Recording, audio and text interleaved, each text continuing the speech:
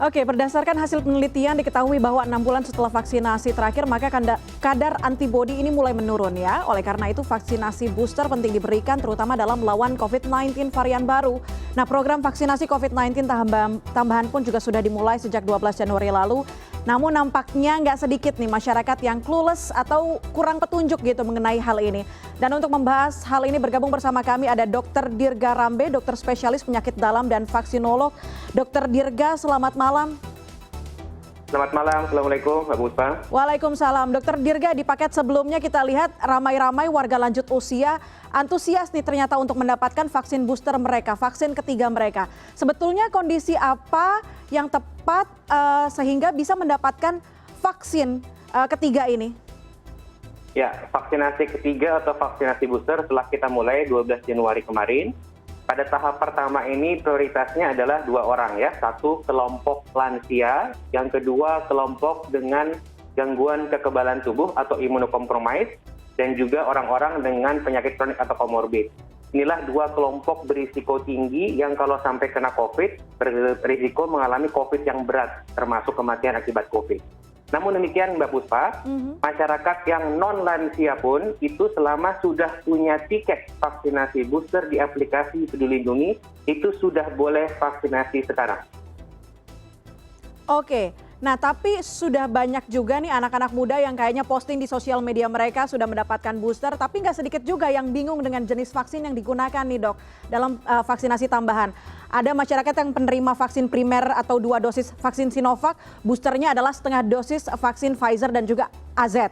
Kemudian yang vaksin penerima primernya AZ, menerimanya booster setengah dosis vaksin Moderna gitu. Pertanyaannya, setengah dosis ini efektif, dok? Sebelum kita memulai vaksinasi booster, sudah dilakukan penelitian di Indonesia, penelitiannya ya. Nah, penelitiannya menunjukkan dengan pemberian vaksin booster tadi, Pfizer setengah dosis, dibandingkan dengan yang dosis penuh, ternyata satu antibodinya itu kadarnya sama tingginya. Oleh karena itu diputuskanlah digunakan half dose. Kenapa? Dr. Dirga, mohon maaf. Nampaknya kita terputus sambungan teleponnya, kita tidak bisa mendengar suara dari Dr. Dirga. Kami akan mencoba menghubungi Dr. Dirga kembali. Tapi tadi ya dikatakan oleh Dr. Dirga sudah tersambung?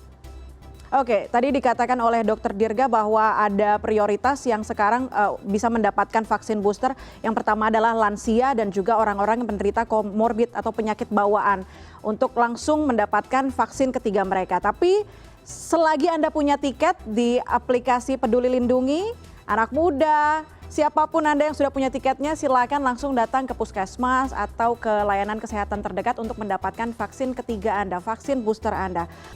Oke, saya coba kembali menyapa ada Dr. Dirga Rambe, dokter spesialis penyakit dalam dan vaksinolog. Dr. Dirga, selamat malam, kembali bergabung bersama kami.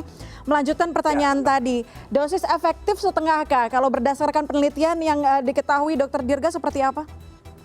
Ya, penelitian di Indonesia menyatakan booster dengan setengah dosis itu efektifnya sama dengan 1 dosis penuh. Ya. Jadi sehingga dengan setengah dosis, satu, lebih banyak orang yang bisa kita vaksinasi. Dan yang kedua, dengan setengah dosis tadi, efek samping atau reaksi pasca vaksinasinya lebih ringan dan lebih jarang. Itu keuntungannya. Oke, nah selain pertanyaan efek samping dari setengah dosis ini, ada juga yang bertanya kok tadinya dapatnya Sinovac, terus sekarang harus ini, kemudian yang Sinopharm bahkan ada beberapa yang saya baca di lini masa tidak bisa mendapatkan vaksinasi booster atau vaksin booster ini. Kenapa Dr. Dirga? Untuk vaksinasi booster ini kita mengenal ada 2 istilah. Yang pertama vaksinasi homolog ya. Jadi vaksinasi 1, 2, dan 3-nya sama. Sinovac, Sinovac, Sinovac. Yang kedua vaksinasi heterolog. Jadi Sinovac, Sinovac, Pfizer misalnya ya. Nah ternyata dari penelitian diketahui untuk booster ini vaksinasi heterolog yang beda merek, beda jenis itu antibodinya lebih tinggi, lebih baik. Oleh karena itu untuk booster diutamakan yang vaksinasi heterolog dulu. Kecuali kalau stoknya di daerah tidak tersedia, boleh kita menggunakan vaksinasi homolog.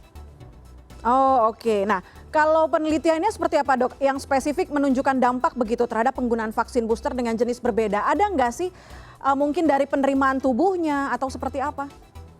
Ya, penelitian menunjukkan dengan vaksinasi heterolog atau yang berbeda, itu kadar antibodinya lebih baik, lebih tinggi, tetapi keamanan atau efek sampingnya sama saja. Artinya bukan karena dengan berbeda merek jadi ada efek samping tambahan, tidak. Ya, oleh karena itu diputuskan, direkomendasikan sebaiknya untuk booster menggunakan vaksinasi heterolog.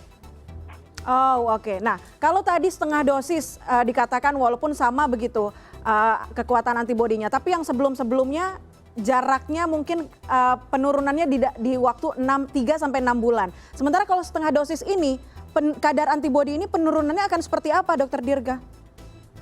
Ya, memang dari penelitian tadi diketahui kan setelah 6 bulan ya, 6 bulan setelah vaksinasi yang kedua antibodi kita mulai turun. Lalu kita coba di penelitian kita berikan booster atau suntikan tambahan. Kalau 1 dosis gimana, kalau setengah dosis gimana. Nah, ternyata tadi efektivitasnya sama. Nah, apakah antibodi ini akan bertahan berapa lama atau seterusnya, tentu kita masih membutuhkan penelitian.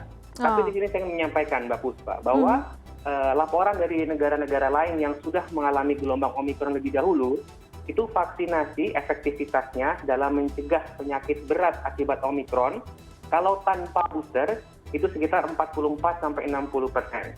Tetapi dengan booster, itu efektivitasnya naik menjadi 83-90% dalam mencegah penyakit yang berat. Oleh karena itu, tadi, bila Anda sudah mendapatkan tiket vaksinasi booster, segera manfaatkan, terutama bila tadi lansia dan orang-orang dengan komorbid atau penyakit kronis. Jadi lebih bisa meminimalisir begitu ya dengan vaksinasi atau vaksin booster ini untuk mencegah penyakit-penyakit berat di dalam tubuh. Dokter Dirga sebelumnya juga sempat viral nih, kita lihat menyarankan untuk tidak melakukan olahraga selama seminggu pasca vaksinasi booster atau primer bahkan. Betul, Dok?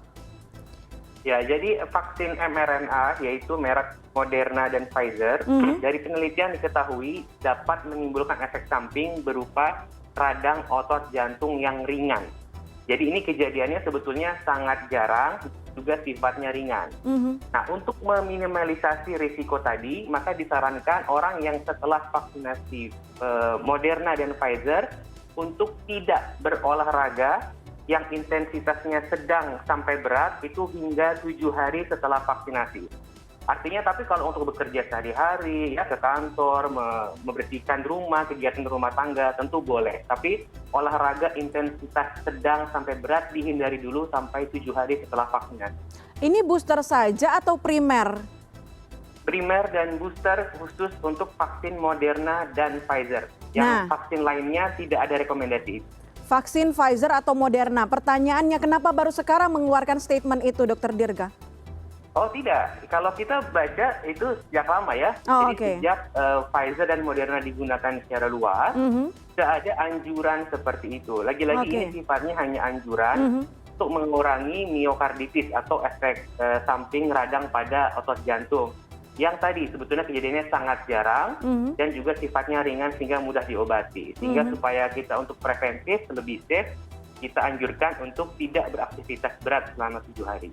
Oke. Kalau begitu jika untuk prioritasnya adalah untuk lansia dan juga para penderita komorbid, Dokter Dirga, apa yang kemudian jenis apa yang kemudian bisa cocok gitu sesuai dengan umur-umur ini, pasien ini?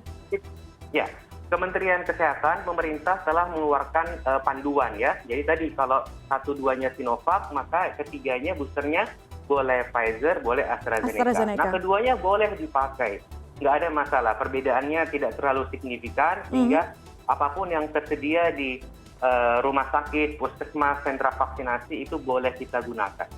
Oke, Dokter Dirga, do and don'ts-nya sebelum dan sesudah vaksin booster, Dok, mungkin bisa dibagikan kepada kami? Sebetulnya nggak ada bedanya ya dengan vaksinasi primer 1 dan 2. Yang pertama tentu daftarkan diri kita, pastikan kita vaksinasi secara aman. Jangan berkerumun ya, jangan numpuk, diatur sekarang pendaftaran sudah banyak yang online.